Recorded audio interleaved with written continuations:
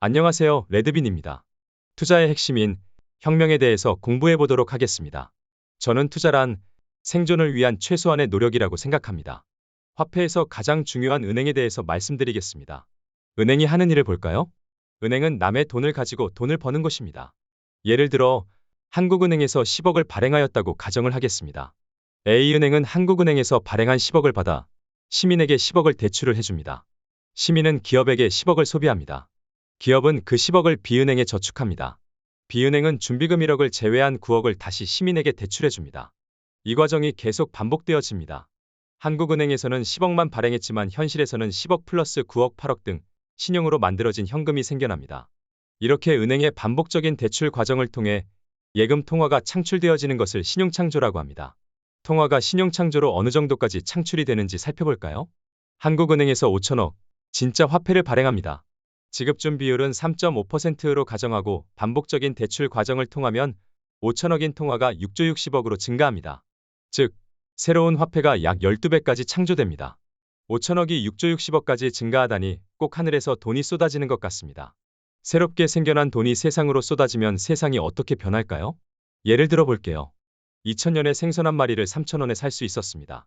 그러나 하늘에서 돈이 뿌려지게 되면 돈의 가치가 떨어지다 보니 2010년에는 3,000원 가지고는 꼬리 부분만 살 수 있게 됩니다.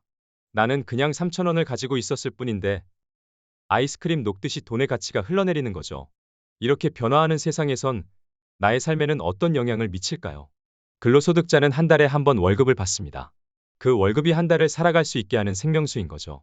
2000년 월급 기준으로 3,000원으로 생선 한 마리도 살 수 있고 생명수가 가득한 풍요로운 삶이었습니다. 반면 2010년은요? 나도 모르게 생명수가 점점 말라가고 있지는 않으신가요?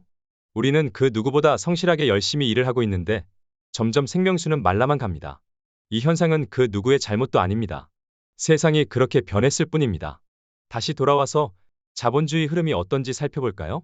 신용창조로 인해서 새로운 통화가 폭발적으로 창출되어 돈구름이 뭉게뭉게 생겨나면 하늘에서 비가 내려 큰 강물을 이루듯 세상에 뿌려진 통화가 큰 물줄기를 만들어갑니다. 그럼 그 큰 물줄기는 혁명 속으로 흘러들어갑니다. 혁명이란 무엇일까요? 혁명이란 작은 변화가 아닌 인간의 삶에 급격한 변화를 만드는 것이 혁명입니다. 이렇듯 혁명의 핵심은 인간의 삶인 것입니다. 예를 들면 1차 산업혁명은 인간의 노동이 기계화혁명의 시작이었습니다. 직물산업과 철도 등의 산업이 발전하면서 인류의 삶에 큰 변화를 가져왔습니다. 큰 강 위에 인류 문명이 꽃을 피웠듯 생명의 큰 물줄기는 4차 산업인 것입니다. 그 큰 물줄기의 물기를 우리의 옹달샘으로 이끌어 생명수를 채워나가야 합니다. 주식이든 부동산이든 그 어떤 투자를 하든 핵심은 혁명입니다.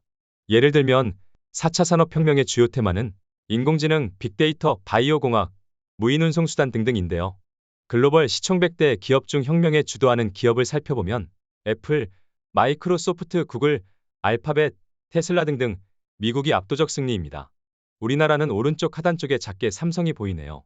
삼성이라는 기업은 4차 산업을 선도한다기보단 반도체라는 4차 산업을 보조하는 산업에 가깝죠.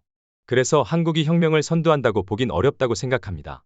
부동산 투자도 혁명의 큰 물줄기 안에서 투자를 이어갑니다. 한국 기업 중 시총이 큰 순서로 4차 산업군에 속한 기업을 살펴보고 그 기업이 있는 지역에 투자를 합니다. 신용창조로 창출한 세상의 큰 물줄기는 혁명 속으로 흘러들어갑니다. 어떤 투자를 하든 혁명의 흐름을 읽을 것입니다. 현재 혁명을 미국이 독주하고 있는 가운데 중국, 유럽, 인도 등이 추격해오고 있습니다. 예를 들면 혁명을 중국이 미국을 추월해 나간다면 큰 물줄기의 방향이 바뀌는 것이므로 저는 투자 비중을 미국을 줄이고 중국의 비중을 늘려갈 것입니다. 지금까지 투자의 핵심은 혁명에 있다는 것에 대해서 설명을 드렸습니다. 그리고 무엇보다 생존을 위해 어떻게 해야 하지? 라는 질문을 해보는 시간이 였기를 바랍니다. 여러분의 생각은 어떠신가요? 투자란 무엇이라고 생각이 드시나요? 처음에 말씀드렸듯 저는 투자란 생존을 위한 최소한의 노력이라고 생각합니다.